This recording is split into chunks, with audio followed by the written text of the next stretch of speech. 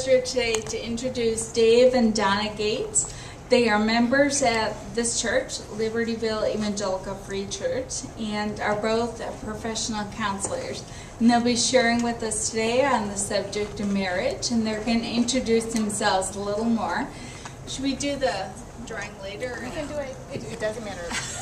It doesn't matter. I'm going to put it here so you don't. Let's forget. do it after. That's fine. Okay, so please help me welcoming Dave and Donna Gates.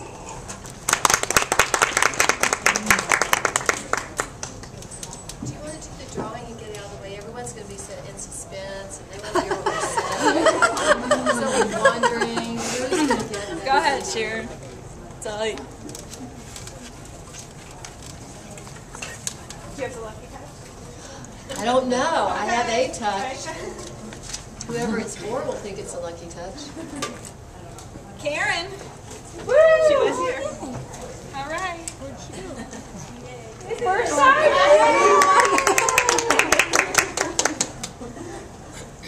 Great, thank you. She definitely qualifies as never having won before. That's right. That's right. Is that a first for Karen? It's her first time here. Wow. I did have a lucky touch. All right. So, just so you don't get confused, I am Donna. And this is Dave. And we are marriage and family therapists with an office up in Gurnee. And Dave has been actually in the doing the private practice a lot longer than I have, because I took off from my career after doing it for 3 years and when I started having babies. And so I was a stay-at-home mom, terrified I wouldn't be able to get a job. Thankfully, my husband did set up a practice, and he needed someone in domestic violence when it was time for me to go back to work. And then it's like, domestic violence? I've never worked with domestic violence groups, but everything's a learning experience in life, and it actually has turned out to be a real blessing in a lot of ways that I got into that particular area as well as regular marriage and family.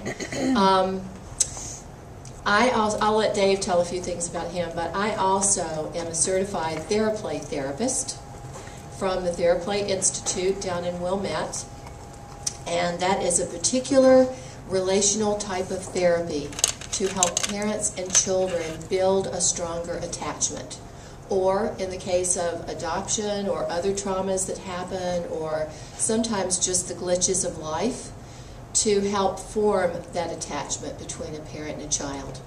And now I have actually become a certified TheraPlay trainer, so that's why you guys were praying for me to be able to make it back from Latvia, because that's where I was doing training in the TheraPlay. And I bring you greetings from Latvia, from a lot of other moms and professionals who are all working on better communication and better relationships. And we had a Bible study one night in a church that was there, and believe it or not, they don't speak the same language. They may not wear some of the same clothes. They may not have the same look. A lot of it is very similar, but they still struggle with the same problems in marriages and family. So we're all in this together. So, Dave, is there anything you want to say about yourself? In addition? No? Okay. All right. We have been members of the church for so long that most of you look so new and fresh to us. We don't know faces and names and your children and all of that stuff. Dave may know more than I do because he ushers on Sunday morning. He gets to shake everybody's hand. And then some of you do not attend this church, and you come for MOPS, and that's great. And we just want to talk a little bit with you this morning about communication.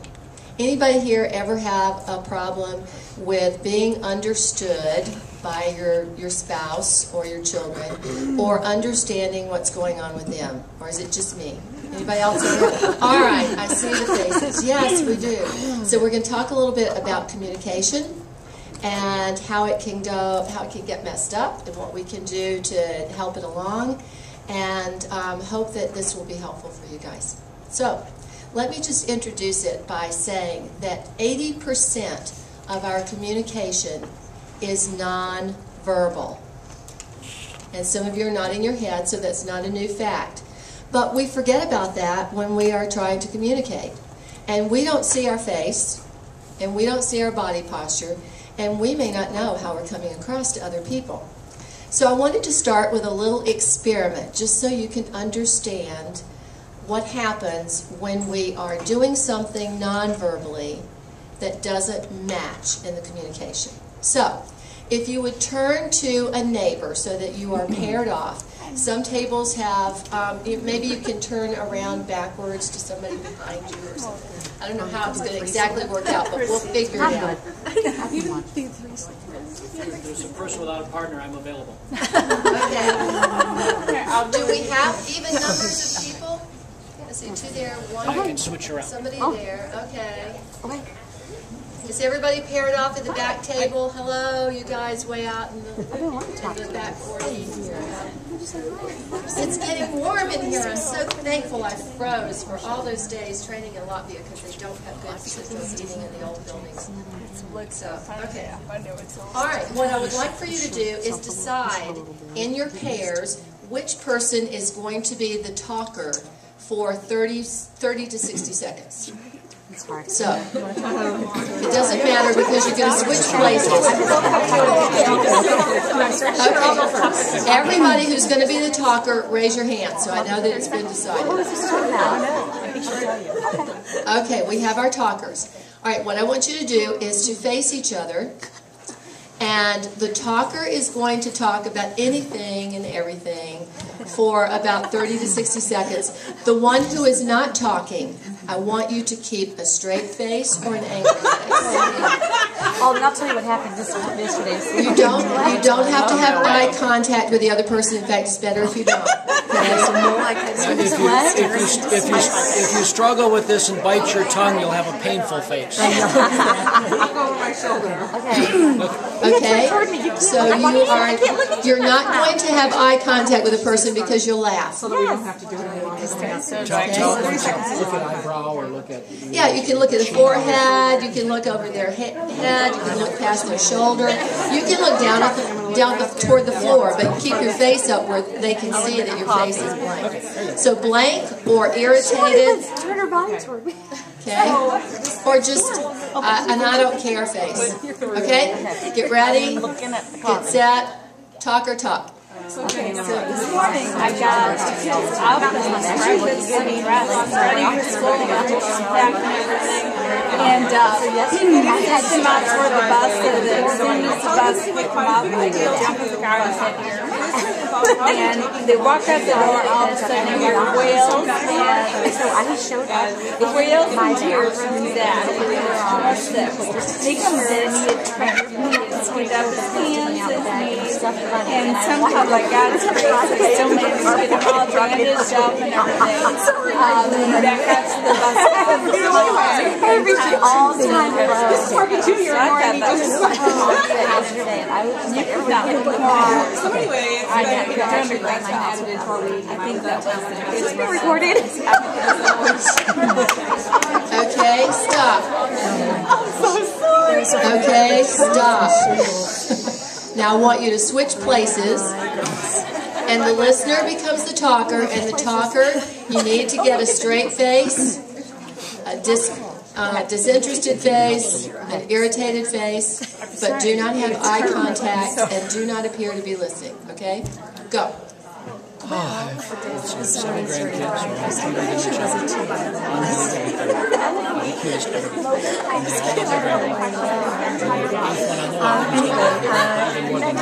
My kids got up really late, and I was running around, but thank goodness I could just take my time and take the time and really use it.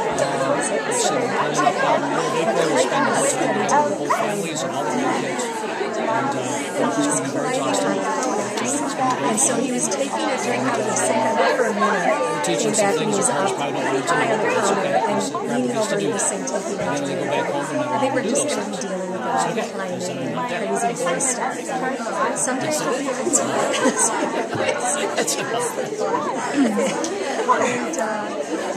what else? I know, Jenny, it's a freaking world to be doing this. She's a bad. Okay, stop. oh my gosh.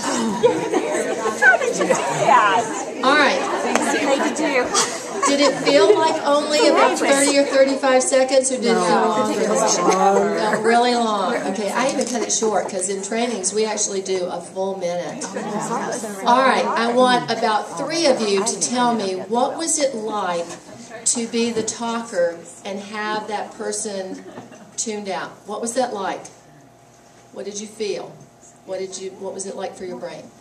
Yeah. 2 things. We both did it, I noticed, is, like, I was telling her a story, and I said, well, I know this might not seem like a big deal to you, but, and then she was telling me about her son, and she's like, Londa, I hope you have a boy someday so that you can have this experience. So, like, we both obviously were kind of like, I don't think you're listening, but, you know what I mean? Like, I don't know what the term for that is, but we both did that. Like, another attention grabber, or a, like, I'll make up this empathy that you're not giving me kind of thing. Okay, and the tension came in for you, and the person was not connecting with you. And the tension kept going up until you attacked. Yeah, I guess, yeah. It's kind of an attack. It was kind of an attack. Yeah, but it's an attack because we want so desperately to be heard and understood. Somebody else. What was it like? Yeah, Shannon. I thought it was hard to keep it talking without asking questions. Like, do you ever feel that way? Or how about you? How long have you been married? Or how about you try to pull her in? Trying to pull in the other person. Yes, there's this need to connect. Okay, and one more person. Yeah. I felt it was very unnerving, and I just wanted to stop talking. Absolutely. And what I want you to know is twofold. That it really disorganizes our brain when we do not have that connection. And that we need to be aware, not only as wives, but as moms, that when we are not aware of what's going on in our face, we can have that effect on our husbands and our children. And what we're going to get back is either they're going to just want to give up and go away, or they're going to want to do something to provoke so that you will connect. Connection is actually the most important, that relational connection, I think, is one of the most important things for us as human beings, because God made us to connect with Him. And then when He made man and woman, He made them to connect with each other. And the Father, the Son, and the Holy Spirit they're like their own one-of-a-kind little community. They interact, they know each other perfectly, and even in making the world, making people, let us make man in our own image. They communicated together. And so communicating and understanding and making that connection is so basic to who we are as human beings. So we're going to do I wanted you to have a chance to experience that in a moment. What is it like when we recognize we're not getting that connection?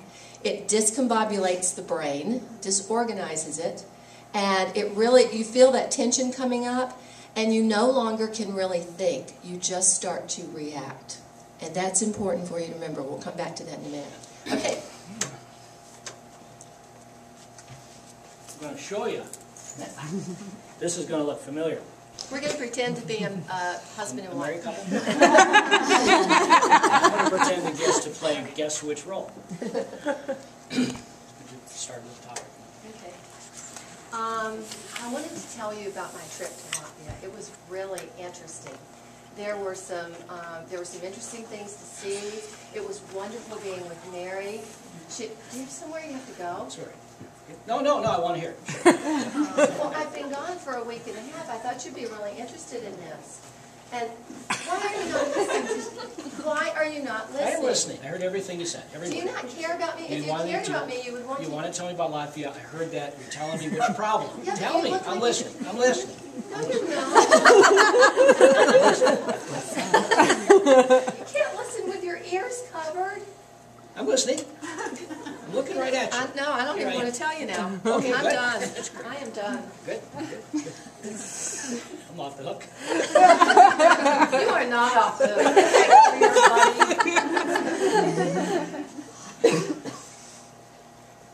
Go ahead. What was her natural reaction? Keep on coming.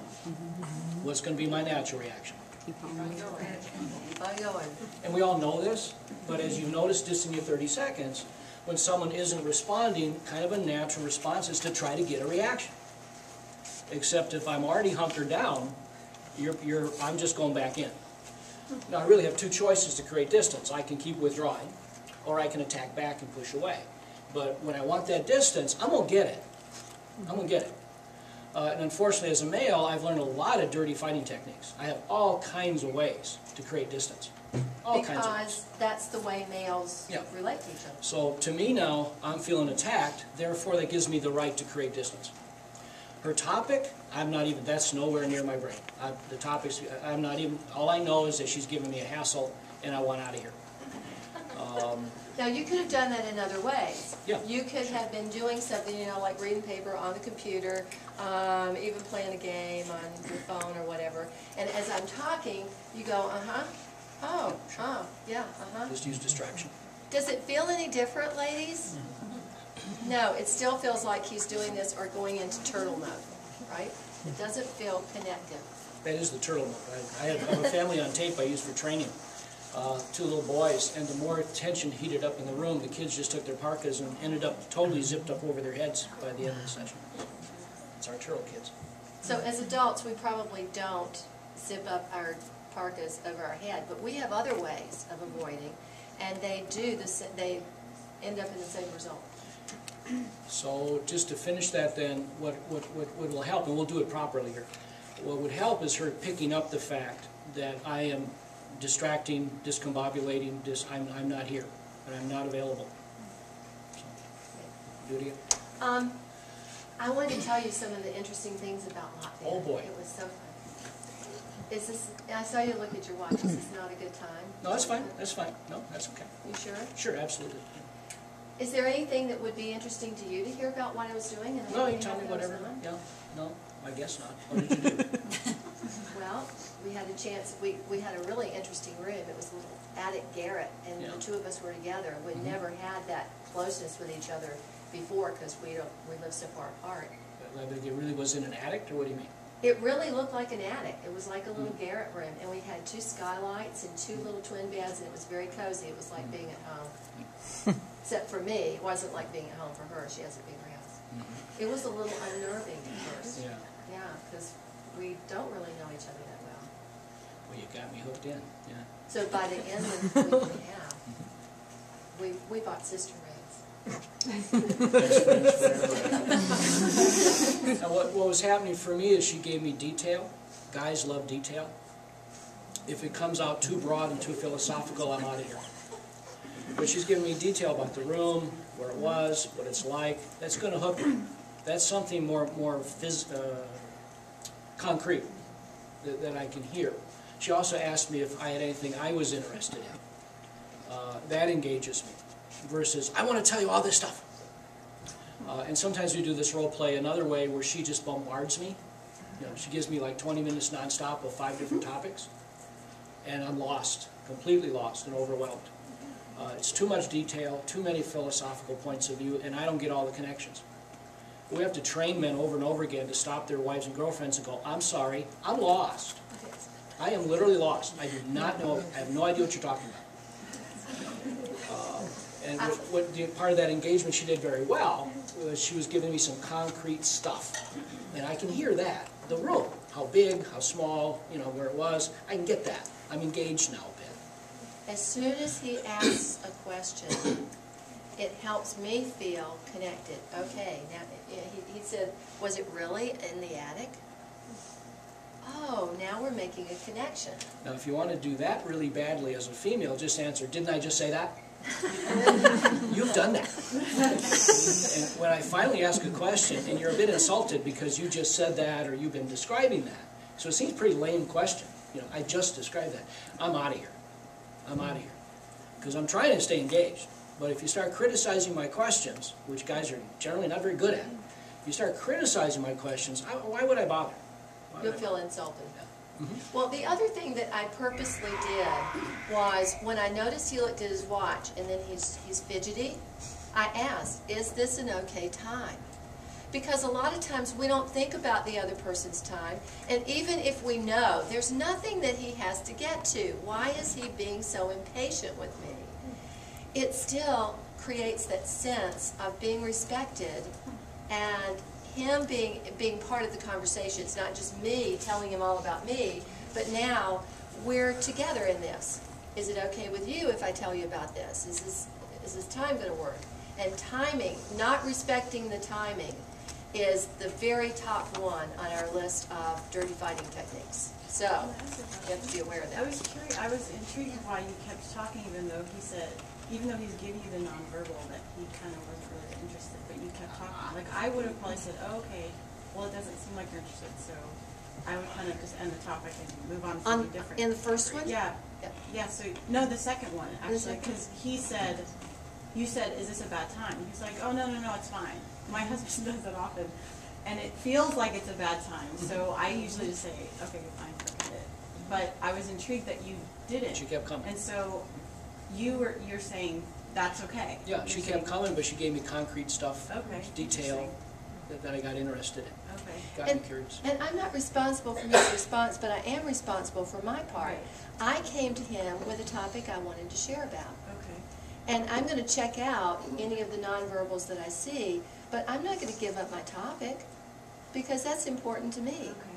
And that's the piece I think sometimes when we get those negative vibes, then we give up our point and we resent it later. No. We're going to reverse it and watch how Donna responds to me. Guess what? I just found out that we can get season tickets to the hockey team. Season tickets at a discount rate. That means 8, I think even 12 games. Did you ask me if I want to go to the hockey game? You're going to be fine. You're going to love it a lot. It's going to be great. Why would you think that? I've never liked hockey that much. You'll be with me. One game. You'll be with me. At a hockey game. You're always complaining we don't do anything together. Now listen, I got hockey tickets. What's that got to do with it? You want to do something, here's something to do. Aren't we a couple? Why do we always have to do the stuff that you like? I would like to do some things too. No. I go to your mother's house. I go to all your families all the time. I'm always doing what you want to do. Those are obligations. Those aren't fun things. So I'm supposed to not like them. Is that the plan? Well, I don't always like them either. So you don't want we have to go visit family. You have to do I'm that. buying these hockey tickets. I want you to go with me. I don't know why you're being a problem How about about this. you can't take you buying? What do you mean? Where I'm just buying? I am buying these. Have we discussed our budget? How is she responding to my natural enthusiasm? Not very well. You're not supposed to be laughing. You need a more straight face. Acting. Don't get pissed. We can do it that way too. We're going to open this up in a minute and ask for some of your dilemmas or situations. We'll play that out. So if you want to a really ticked off husband, I can do that. Or I can do a real sad sack. You know, some guys are very, very good at withdrawing by just getting very sad and sullen and withdrawn and pout. Men do pout. Amen? Men do pout. So how'd you see Donna respond? Tension level went up. Edge went up. Okay. I initially came out positive. Well, let's find out first. How many of you see something familiar about the way Dave was presenting this? Honestly, we won't share it. It won't go out of this room. Can we have confidentiality here? So if we share something, you're not going to tell your husband and then your husband tells that husband, okay? This is girl time. So, how many of you really saw something familiar about that situation? Okay. All right. I just wanted to make sure because if we're off of what's familiar to you, we want to redo it. I think Donna responded in a very natural, justified way.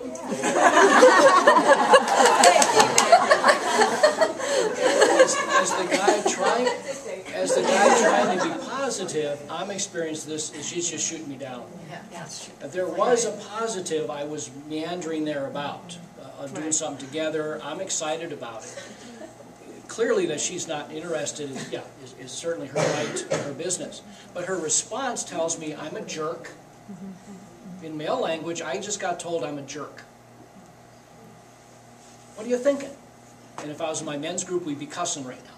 You're just one of those and one of these, and you're one of those and you're one of them. You're But just, we're not there. we're not there, so we're not going to do that. But, But the message I'm getting is, to summarize, I'm a jerk.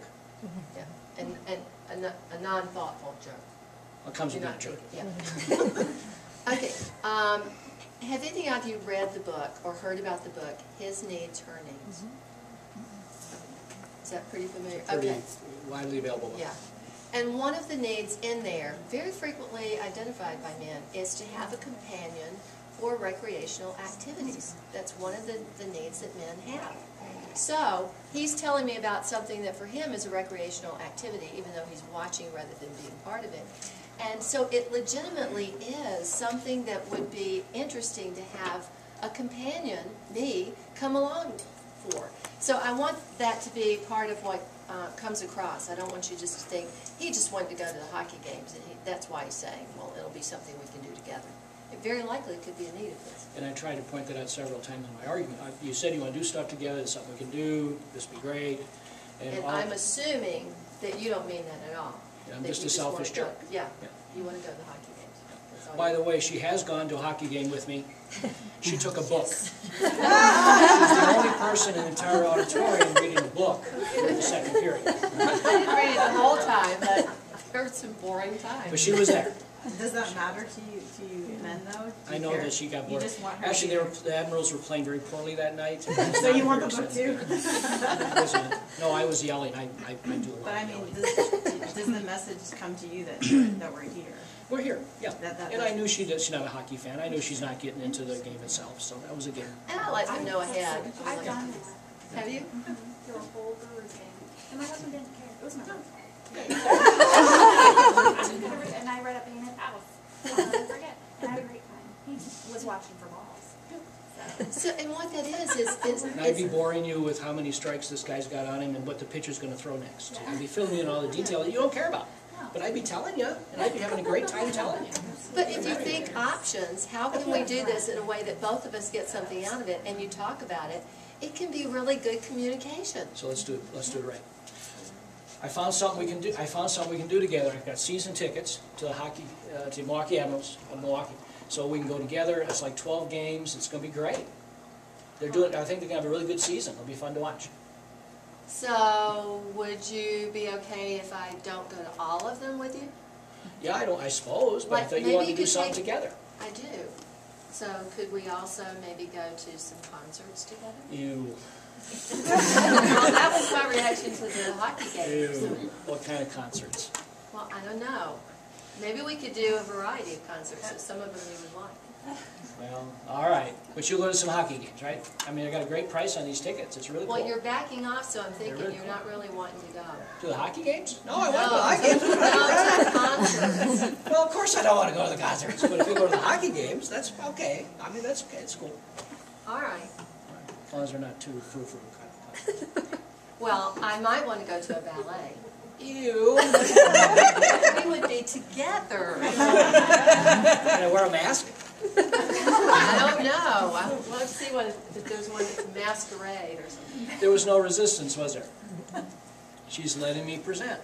I got a great idea. And then she's modifying. A great idea, but what if? Great idea, but how's about? Great idea, but what's about? Now, I think with different men, it's a different pacing. Some guys are so enthusiastic that as soon as you produce some other ideas, they're like, wait, so you don't want to do it, huh? And they just shut down real fast. You got to be a little patient because you're doing good. You're presenting alternatives and you're trying to be encouraging, but they're already getting a little prickly about it. I role-played it as I'm right away pretty receptive to options. That's not always true. But that's a nice way of saying to somebody, you know, as a mom, the kid comes and says, can I set fire to the kitchen? Well, it sounds like you want to do something exciting today. How about if we make mashed potatoes? What if we make a volcano? We'll make a volcano. Or science. So I take something pretty much unacceptable to me without saying, are you out of your mind? You know, and just moving it. Now, our oldest daughter wanted light fire and light burning things, and we compromised on incense because you can set it on fire and it makes smoke, but it doesn't burn down my house. So we found a compromise. And now she has 4 kids and another one on the way, and she will have to deal with all of I those. love it. Anything All right, else? let's role play that as what? if the wife is concerned about the finance part, because that's a huge deal. I just found I get season tickets to the Admirals at a really discounted rate. We can go to 12 games. We do something together. It's going to be great. They're going to have a great season. I'm just going to order them. I think it'll be great. You know, there are different times we'll have to figure out the schedules and all that, but it'll be great. It'll be great. But I thought that we really needed to watch the budget and make sure we weren't Yeah, spending for any but extra I think stuff. I can spread out the payments, and it's a really good bargain. If you buy them all at once, you save money. So it's a really good deal. Okay, you're really excited about this deal, and you're excited about the hockey game, but could we sit down and look at that budget? Because there might be some things I would like to do too. You just don't like hockey, do you? I mean, you just don't want to go. Well, I don't mind going to some. I'm not real excited about hockey It's all not that much. season. It's not that much money. It's a season. We get to go to all the games. I can tell you're excited It'll about it. be great. I can tell you're excited about it. I would like to sit down and look at the budget. Buy me a So- jersey and I can wear it.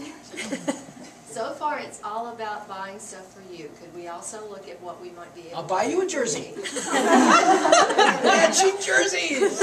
We'll look so cool. I don't know about that. Maybe I would like something other than a jersey. Could I maybe get something different from a jersey? Small jersey? No, like maybe something fashionable. At a hockey game, jerseys are I fashionable. will wear it to the hockey game. I'll wear it to Mops next time.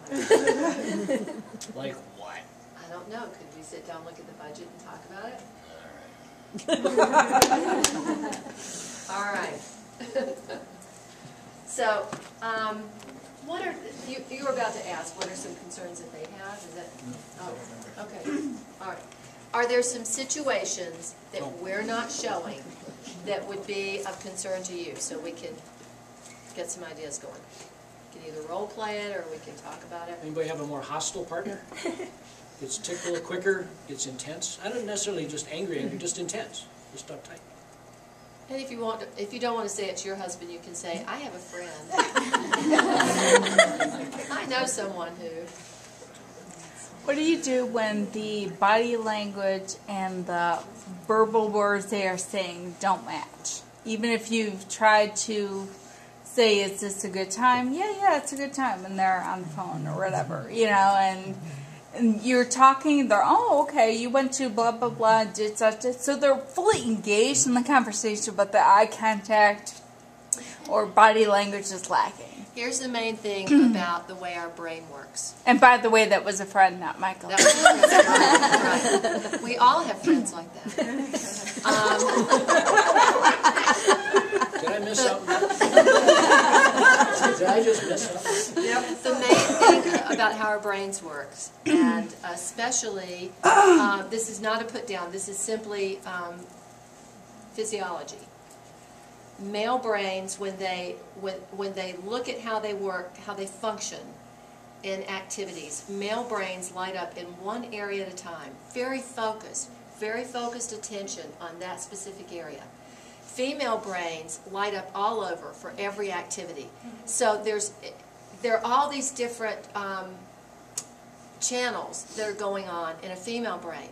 Sometimes it makes it very confusing, and sometimes it's really tiring to be female. I keep telling my husband, it's tiring because all this stuff keeps going on in your brain. You're thinking past, present, future, and all the different things that could be, that could affect, the different factors that could affect that one thing. And he's simply thinking about the one thing. He's thinking about the hockey game. I just want to go out into the field, kill the thing, drag it back to camp. Yep. All I want to do. I don't want to think about it. Just tell me what to kill, bring it back to camp. Hunter-gatherer kind of thing. He's hunting for the deer, he sees a dear, he shoots the deer, he comes home. This is why Look males what I ask. have. This is why males ask you, "What's your point? Where are we going with this? What are you trying to say?" And that's an awfully clumsy way to do it. But he's saying, "Can you give me a focus? I'm not getting a focus here." And that's why if we bring in several different things and try to show how they relate, he can feel lost because he doesn't see the relationship and he's thinking about the first thing we presented. So, one of the things let me finish answering her question though. So, if he is looking at something and he is listening to you, at that moment, he can be fully engaged in the conversation. But Number one, you will not feel like he's engaged because you do not have his eye contact. Number two, he is going to retain in his memory, because that's the way the brain works, whatever he is looking at. Where our eyes go, that's what gets stored. So, if he's not looking at you and he's talking with you, later he won't remember. Big piece is maybe the whole conversation. Now, there's a caveat. Some guys can look over here while you're talking, and they can retain the data. I can repeat back to you the detail of what you said. I have no sense of the meaning of what you said. So it's not relational. It's not relational. Because when we challenge guys a lot, they'll go, I can be doing this, and she's talking, and I can repeat back to her everything she said. And we have to confront them that that doesn't really count. She's not asking for a robot. She's actually trying to make a connection with you. The fact that you remember that data isn't, you don't get an award for that. So that's a common dodge for guys, is I heard everything you said, and literally he's got all the data, but he has no meaning, and there's no connection. And that experiment that we did at the beginning showed you that when you are looking at someone and they are disconnected from you with their eye contact, Right, yeah, sure. your brain becomes dysregulated, disorganized, tension builds. You don't think as well, and you are not going to have as good a response to the So person. the intervention is for the partner to say, I need you to look at me. I know you don't need to look at me. We're not going to argue about that. That you need to put that down or you need to stop doing that. Those you statements, I'm just going to get defensive, remember? I'm going to start going, what do you mean I got it this and I got it that? But the I statements are, I need you to look at me. I need you to not be checking that while that's something I need. I'm asking you for a need of mine. I am not saying you're a jerk. Now, here's a help. I need that. Go. If you start out with a positive to the other person. So you might say, I know that you are engaged in this conversation with me. I can tell that. I appreciate that. But it really helps me if you give me some eye contact while you're doing it. Because I'll feel more heard. I'll know that you're really engaged. It's a lot easier to hear the negative if we start out with a positive. Guys tend to make lousy girlfriends. Yes. Amen. Please don't ask me to be your girlfriend. Don't think I'm going to act like a girlfriend would ask. My friends would listen to me. My friends would get it. My friends would, well, God bless, fine. I'm not your girlfriend. So you can be my best friend, but not my best girlfriend. Ain't going to happen. So it's a bit of a teaching to say, I need you. This would benefit me. This would work better for me if you would do that. Assuming he gets any of that or knows any of that, it's a pretty low risk, pretty low shot. So, maybe we need to talk about some of the assumptions that we need to how much time do we have? Though they're 10-15 minutes max. Because you still want to do your PAs. Oh, okay. Yeah. Some of the assumptions that we get caught in. Oh. I'll be right back. Okay. Really get in the way of us doing things that could be helpful to make that connection. So if Dave is telling me all about the hockey game and my assumption is he just wants an excuse to go to a hockey game repeatedly throughout the year. He's not interested in spending time with me. That's going to make a huge difference in how I think about options for this situation. It's going to make a huge difference in what appears on my face, what shows up in my body language, my tone of voice as I respond to him. And so see, here's my part of the conversation. I need to be aware of what my assumptions are and recognize that those could be true or they might not be true. And then I need to check them out. So it fits into one of 4 letters that all stand for, there's a name for this. Is it called an anagram? Mm-hmm. Okay. All right. And all the colors on here, I hope you can see this. Thank you very much. She has a gift of helps then. Gift of helps, yay. This is very interesting. I looked at the blue cap, I thought it was blue, and it's not blue. It is green. Okay. So I'll tell you what it is in case you can't see it way in the back. P-A-C-E. And I'm going to even put a little, we can add a little L up here too, to make it place instead of pace. All right, this is a good way to remember what we need to be doing with our husbands and with our children. We need to work on being more playful. That doesn't mean we make a joke out of everything. It simply means that we start to try to lighten up a little bit and see if we can make something that is more playful and cheerful about it, rather than being so serious and so uptight about whatever the situation is. So, if Dave said to me, "Oh, I found this great deal. We can go to all these hockey games, a whole season's worth, found a really good price for it. We can spend time together." I can be really, really serious and say, "We don't have the money," or "You just want to go to hockey games. You don't really care about being with me," or "Why the heck would you think that I want to go to hockey games all year long?" Or I can be playful and say, "You really want some hockey this year, aren't you? Boy, you're thinking a whole season, that's a lot of hockey. So I'm kind of guessing you feel like you missed out on some hockey last year." And then it becomes a little more playful. "Let's see, you want hockey, what do you think I might get out of this? Let's see if we can figure out something for both of us." So it's becoming more playful. The A is for acceptance. Accepting that it might be okay for him to want to go to hockey games. I have things I want to go to and do. I have ways I want to connect with him. So that's not a terrible, awful thing that he wants to go to hockey. That helps me to calm down and approach it a little differently. And then curiosity. I want to be playful, accepting, and curious. So, how many hockey games? How much money are we spending? Because you said it was a good deal. So if I didn't want to go to all the hockey games, is there somebody else that you might want to take with you so that you can still see the hockey game, but I could do something different? So if we go together to all these hockey games and there's something that I want to do, would we still have money in the budget for that? So I'm getting curious about this. Why do you like hockey so much anyway? I've never understood that. There are lots of things we can be curious about. And with our kids, this is going to be super important because we think our kids are part of us, therefore we know them. I know what that's about. That looks just like what your dad does. Or, "Oh, this child is just like me, so I understand perfectly what he or she is thinking and doing." No, everybody is unique. And we all have different experiences, even in how we perceive our parents in our home life. So staying curious is going to be really, really helpful in any relationship. And then empathy. Playful, accepting, curious, empathic. And empathic does not mean I feel all the same feelings that they have. It means that I am trying to understand how the other person feels about it. So in my head, I want to have an understanding of how Dave feels about hockey. I don't get it. Why you're so excited about hockey. Please help me understand. What is it that you like about that?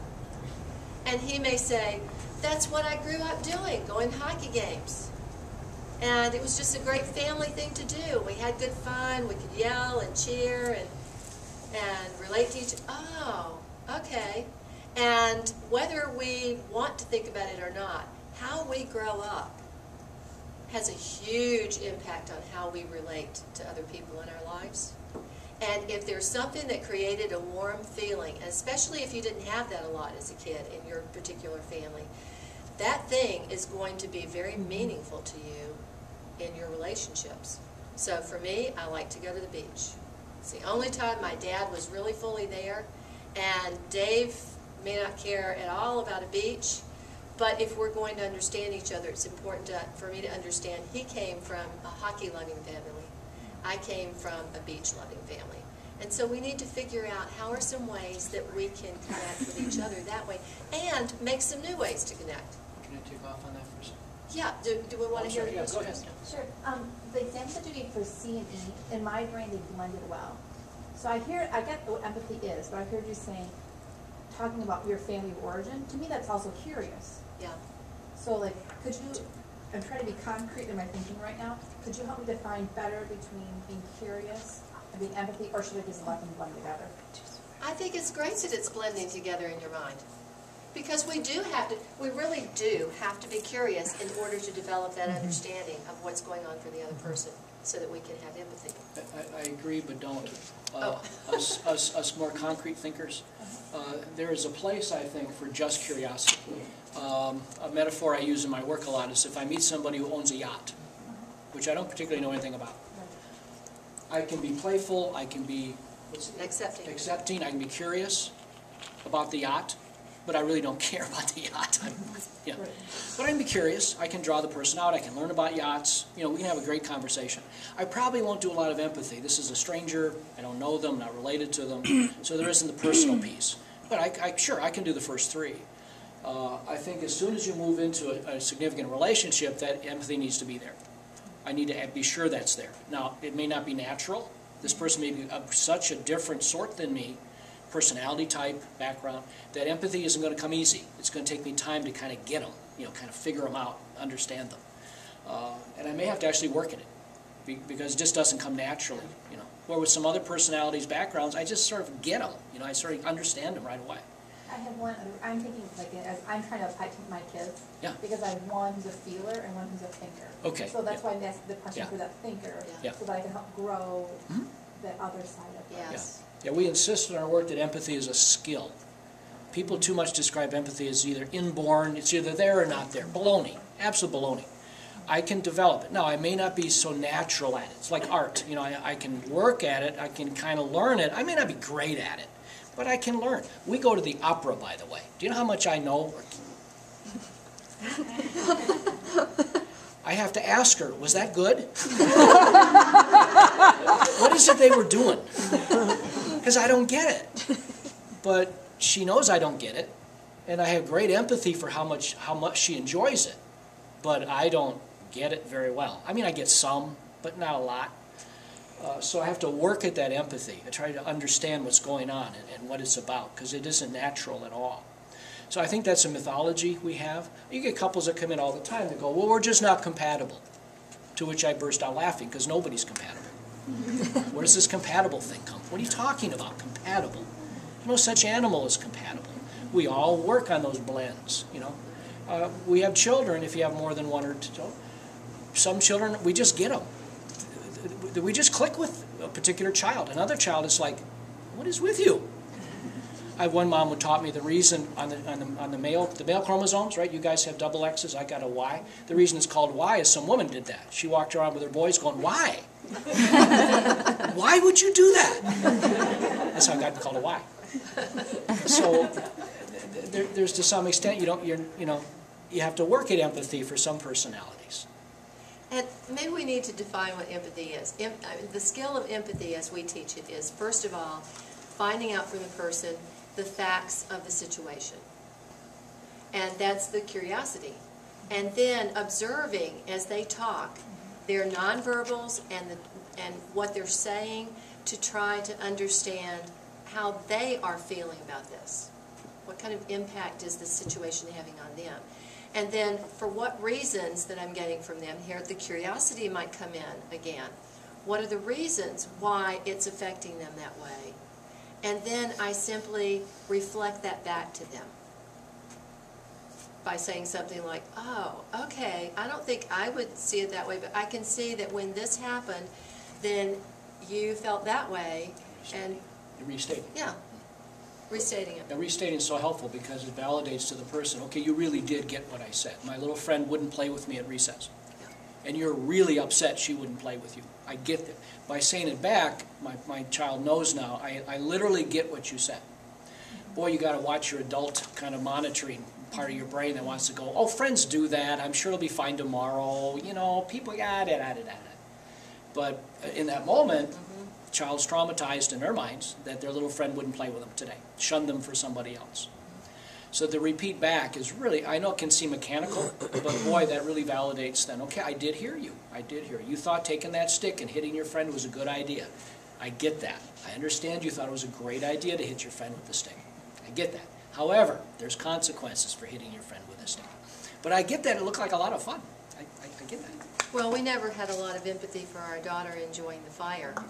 But with curiosity, we figured out a way to provide Incense her. was okay. Yeah. Something to burn that was okay. And I double-checked she wasn't covering up the odor of pot with the incense. I didn't necessarily just trust that. Okay. Yeah, it didn't help that he was an addictions counselor. Which she just got a big kick out of, but it was funny anyway. All right, I think there was a question. In with my spouse at least, the empathy is really difficult because that is not something that anyone in his family really fostered.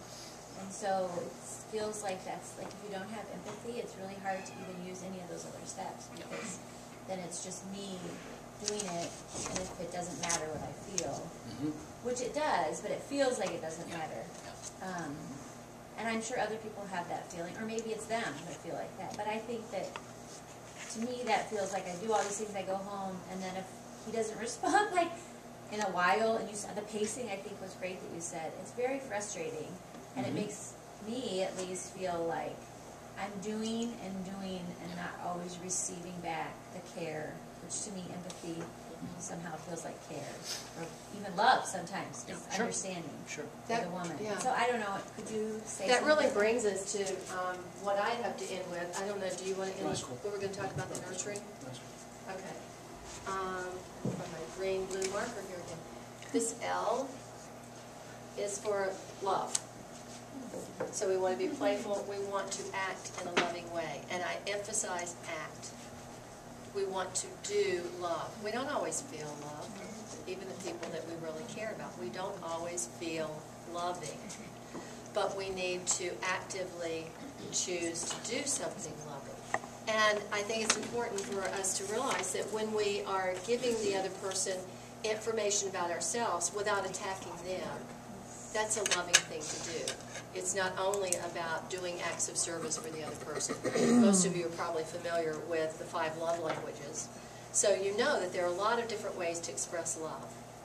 But in the work that I do, working on attachment between parent and child, and I think it's actually any attachment, any good connection, we have to be nurturing toward that person. We have to be able to receive nurture, we have to be able to give nurture. But we need to think outside the box, because sometimes we have one thing that we want that other person to do for us in order to feel that they care for us. And if they don't do it, we ignore, or we don't recognize, or we choose to discount the things that they do that could be nurturing. Does that make sense? Okay. So nurture can be very small things. And if we choose to recognize what the other person is doing, that for them they're trying to show some care, it can help pave that way. So if I recognize that in Dave's mind, although it's not meeting me where my needs are, in his mind he is saying, and we could do this together. And you said you wanted to do more things together. He's heard me. I'm a genius. He's heard me say, I would like to do more things with you. So it's very concrete. It's basic. There's a lot more that I want him to understand about me and what my needs are, but I need to understand his needs at the same time. So I can appreciate the fact that he heard what I said and he's come up with some plan for that, at the same time that I'm saying there's still this other stuff that I would like for you to understand too. And we really need to realize this is constantly a process in our marriages. We've been married, how many years have we been married now? Oh, is it a test? No, I'm testing myself 36. too. 36 years? Oh, this summer it will be 36 years. Oh my gosh, longer than I thought. I'm married lots longer than I was alive single. So, the whole time we're learning about each other. We're still learning about each other. We're still learning what each other's needs are. And those needs sometimes change because we're constantly growing. We are not static individuals. Unless you're a hermit living on an island by yourself where you don't get any input, you might become static. But I'm thinking you don't even become static there because you start to disintegrate. So when we are living with all of these other things going on around us, we're going to be evolving, and we need to keep checking in with each other. So, We're down to 2 minutes. Down to 2 minutes. Can we do one nurturing? Okay. But sorry, I just came off of TheraPlay training. It's very experiential. So I'm into experiencing things. I want you just for a moment to put down everything that's in your hand and close your eyes and just feel your own space. You're alone in that space. and just kind of let it sink in. So I'm going to be quiet.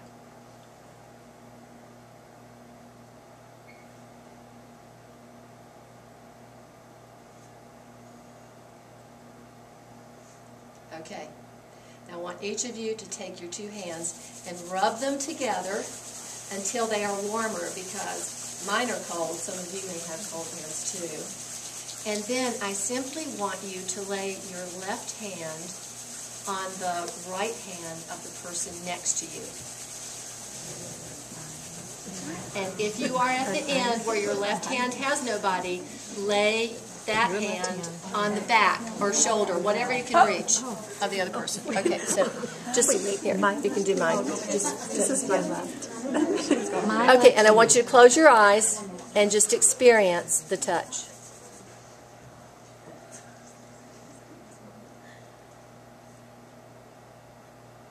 Okay? And now move your hand and put a hand on the back of the shoulder of the person next to you.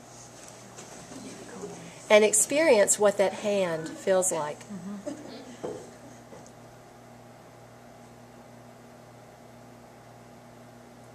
Okay. Did it feel any different when someone had a hand on you versus when you were in your own space all alone? It's a very small experience, but touch is so powerful. We all need touch.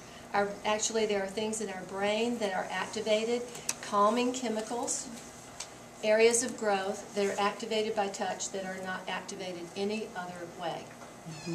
Same thing is true for playfulness.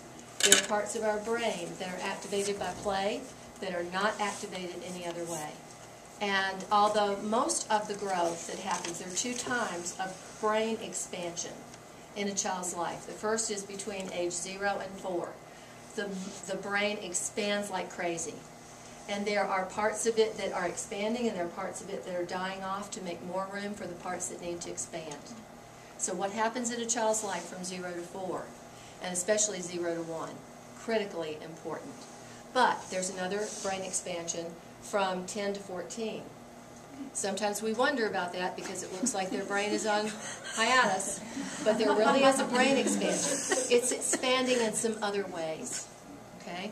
A lot of social and physiological expansion that has to happen. The brain just readjusting to all those changes that are going on. But the brain has plasticity to it, and so throughout our lives, if you live to 90, your brain still can grow in a lot of different ways. So play continues to be important, and touch continues to be important. So I don't know if you noticed, several times when I was trying to make a connection with David, I put my hand on him, because that is the most basic connection. When a baby is born, all the connection comes through touch. And it's the biggest organ in our body, that skin, and it continues to be one of the most basic ways that we can receive care. So if you have a husband that you think, this man is never going to learn to have empathy, he's never going to understand, but he's willing to come over and give you a little back rub once in a while, or even just kind of put his hands, does it feel good? Yeah, it does feel good. Or put his arm around you, or hold your